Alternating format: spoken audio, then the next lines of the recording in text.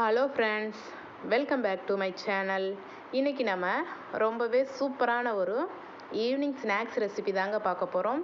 ரொம்பவே கிறிஸ்பியான ஒரு ஈவினிங் ஸ்நாக்ஸ் ரெசிபி. குழந்தைகளும் ரொம்ப விரும்பி சாப்பிடுவாங்க. இதே மாதிரி ட்ரை பண்ணி பாருங்கள்.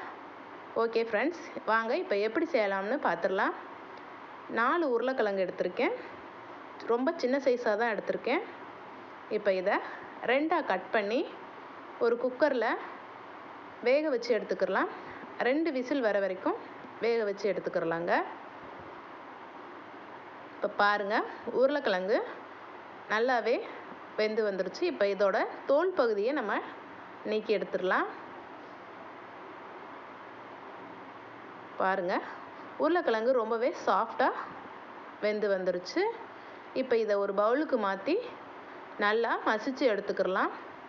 கட்டிகள் எதுவுமே இல்லாத அளவுக்கு நல்லா மசிச்சு எடுத்துக்கிறலாங்க. கட்டிகள் இருந்தால் நம்ம பால்ஸில் விரிசல் விழுகும். ஸோ மாவு மாதிரி நல்லா மசிச்சு எடுத்துக்கிறலாம்.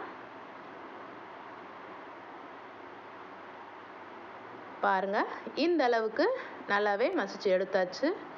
இது கூடவே நம்ம 4 ஸ்பூன் அளவுக்கு கார்ன்ஃப்ளவர் மாவு சேர்த்துக்கிறலாம். காரத்துக்காக 1/2 டீஸ்பூன் மிளகாய்த்தூள் சேர்த்துக்கிறலாம். காரம் அதிகமாக தேவைப்படணும்னு நினைக்கிறவங்க 1 ஸ்பூன் கூட சேர்த்துக்கோங்க. இப்போ இதில் தேவையான அளவுக்கு உப்பு சேர்த்து கையாலேயே நல்லா கலந்து விட்டுக்கிறலாம். தண்ணி எதுவும் சேர்க்க வேணாம். உருளைக்கிழங்குல இருக்கிற ஈரப்பதமே போதுமானதாக இருக்கும். பாருங்கள், இந்த அளவுக்கு நல்லா கலந்து எடுத்தாச்சு. சப்பாத்தி மாவு பக்குவத்துக்கு இருக்கணுங்க. இப்போ 2 கையிலையும் கொஞ்சமாக ஆயில் அப்ளை பண்ணிவிட்டு சின்ன சின்ன உருண்டைகளாக உருட்டி எடுத்துக்கிறலாம்.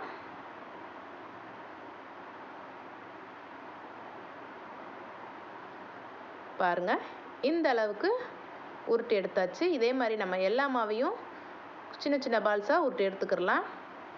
பாருங்கள், நம்மளுக்கு இந்த அளவுக்கு பால்ஸ் கிடச்சிருக்கு. இப்போ ஒரு கடாயில் தேவையான அளவுக்கு எண்ணெய் சேர்த்து, எண்ணெய் சூடானதும் நம்ம சேர்த்து வச்சுருக்கிற பால்ஸை ஒன்றா சேர்த்துக்கிறலாம். மொத்தமாக அப்படியே சேர்த்தோம்னா ஒன்றோட ஒன்று ஒட்டிக்கிறோம், நல்லாவே வராதுங்க. தனித்தனியாக பொறுமையாக சேர்த்துக்கோங்க.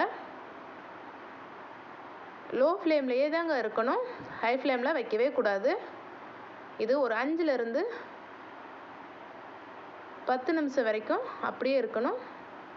ஒரு சைடு ஃபுல்லாக இப்போ நல்லாவே வெந்து வந்துருச்சு. இதை நம்ம திருப்பி விட்டுக்கிறலாம்.